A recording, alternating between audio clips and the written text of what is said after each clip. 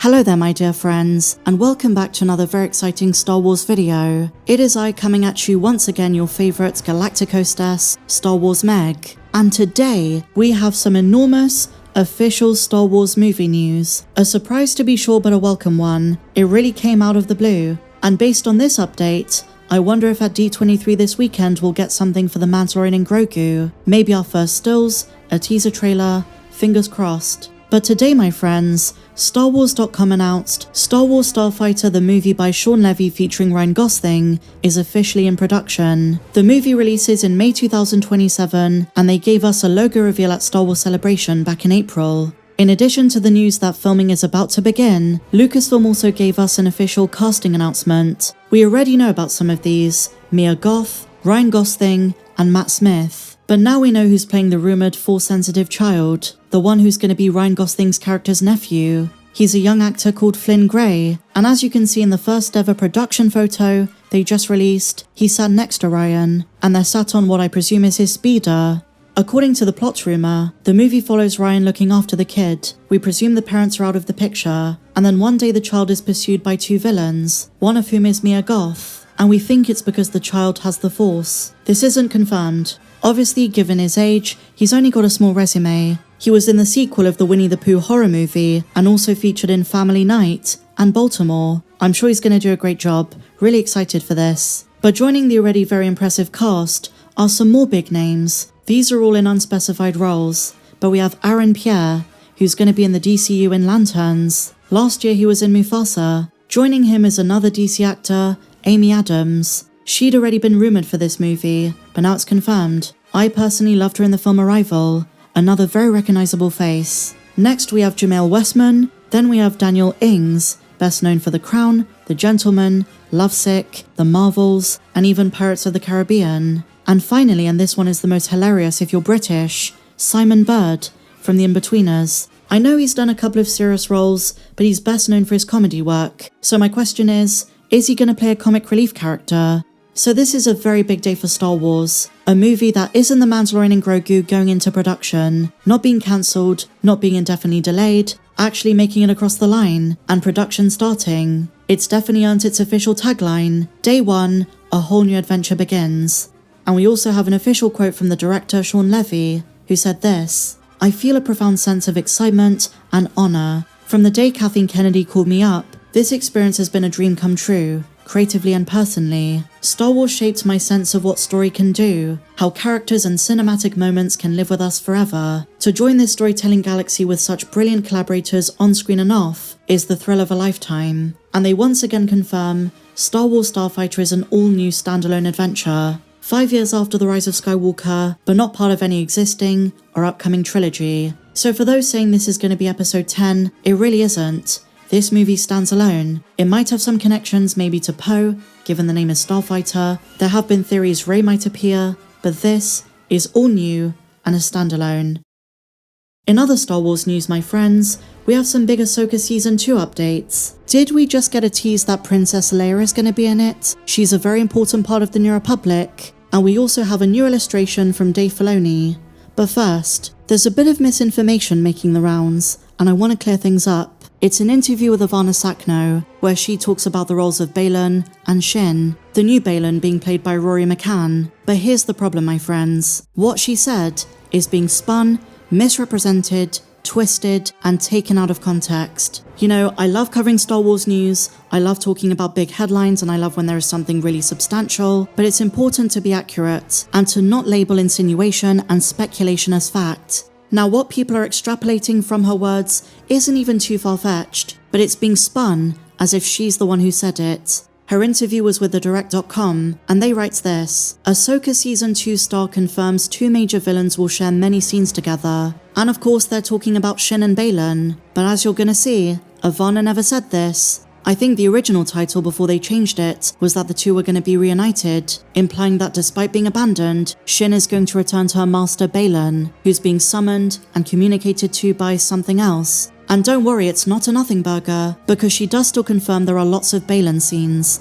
and that quote, they're in the middle of filming, so things are going really well. Ivanna goes on to say, "I'm reporting to you from London. which is where they're filming, and she says, "I get to see Rory nearly daily at the moment, and he's been amazing to work with. I'll let his work speak for itself, but he's definitely been a gift, and there couldn't have been anyone better to take on the role. And I'm hoping he does justice to the legacy that Ray Stevenson left behind." But notice Ivanna's words do not confirm Baylan and Shin are going to be reunited, or that, quote, "they're going to be sharing many scenes together." That's not what she said. The reason she sees Rory every day is both of their characters are on Peridea, so they're filming Peridea scenes adjacent to each other. I'm sure they're going to come across one another again, but this is by no means any confirmation that they're going to be reunited and form a truce. I know there are fan theories that Shin is going to embody Abeloth, that Baylan is going to lure her back just to be a sacrifice of sorts, maybe dupe her, but nothing is confirmed. And when she says he's been amazing to work with, again, I guess you can interpret this to mean that she has been alongside him. Like I say, they're both in the second galaxy, but I personally don't read as deeply into this. I just don't take this to mean they're side by side. We know the Peridea scenes are being filmed on location in the UK, and multiple scenes are filmed daily. So I can imagine a situation where we see what Baylan is up to. Maybe he's trekked all the way to the monastery in the distance when he was standing on the statue of the Mortis gods, and then they pan over to what Shin's up to with the bandits. It doesn't mean they're reunited, it just means that Ivanna and Rory were there at the same time. With the amount of PR training Ivanna has had, she wouldn't have revealed a massive spoiler like that, a humongous plot point that Baylan and Shin are back together. It is a possibility, but I don't see that happening in any way that's organic. Shin probably feels very deceived. Her master abandoned her. Now she's the leader of a new tribe. Either she's going to go further to the dark side, or maybe Ahsoka and Sabine are going to try and reach out again. But if Baylan wants her back, I don't see it being on his own accord. He's got a higher purpose. But again, if they know this, if they film those scenes, Ivanna wouldn't reveal it. So like I say, I think she's just talking about what's going on set.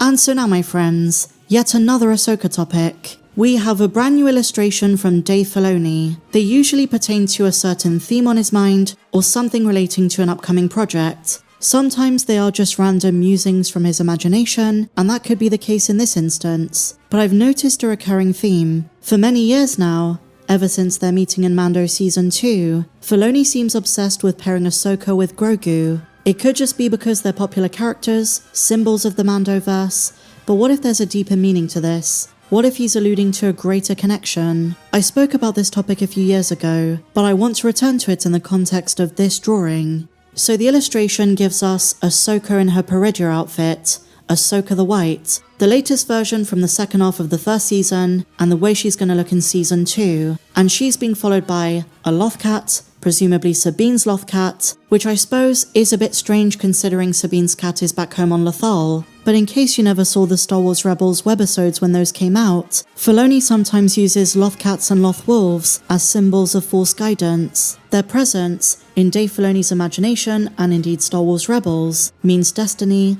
and the Force is our work. So while on the surface this doesn't really make sense, traditionally Dave Filoni does leave subliminal messages in his illustrations. In Ahsoka's case, I guess you might expect Morai, but the Lothcat works too, even if it's in a different galaxy to Peridea. He might be thinking about broader connections in the Mandoverse. Now this could just be a fun little drawing, no specific meaning behind it. In many ways it's celebrating the best aspects of the Mandoverse, Ahsoka, Grogu, but I was talking to our good friend Star Force 1 about this, and we seem to be in agreement. Dave might be hinting at some Star Wars mythology. And you might be wondering, well, why Grogu? Surely he has nothing to do with Mortis or Peridea or anything to do with this show. But that's where we might be mistaken. A couple of years ago, I made a video theorizing how Star Wars Rebels foreshadowed Grogu. It's probably just a coincidence. But if it isn't, I think the reason Grogu's going to be so important is because I think he's connected to Anakin. The two were born in the same year, and if Anakin, now as a Force ghost, is going to take the place of the father, being born on the same day as the Chosen One might make Grogu more important than we think, in relation to the Force. So while he rejected Luke's training, and is on his path to become a Mandalorian, maybe someday he will return to the ways of the Jedi, and maybe Jon Favreau and Dave Filoni are setting up a bigger purpose for him. And so finally, my dear friends, another small tidbit that could come back to be very important. Carrie Fisher's daughter, Billie Lourd, who played Konix in the sequel trilogy, might be teasing a Star Wars return. In a new Instagram post, she's listening to the Rise of Skywalker soundtrack, and she wrote, "The Force is with me, y'all." And because she's recently been in Europe, and there have been rumblings that Leia is going to appear in Ahsoka Season 2, maybe Lucasfilm is not going for the deepfake, like they did in Rogue One. They may have recast Billie, or a combination of both. Alternatively, maybe she's going to be in Star Wars Starfighter, reprising the role of Konix. Lots of exciting tidbits in this video, guys. Share your thoughts in the comments down below.